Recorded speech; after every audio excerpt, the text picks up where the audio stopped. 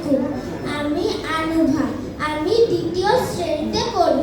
তেলাওয়াত করছি সূরাতুল কদর।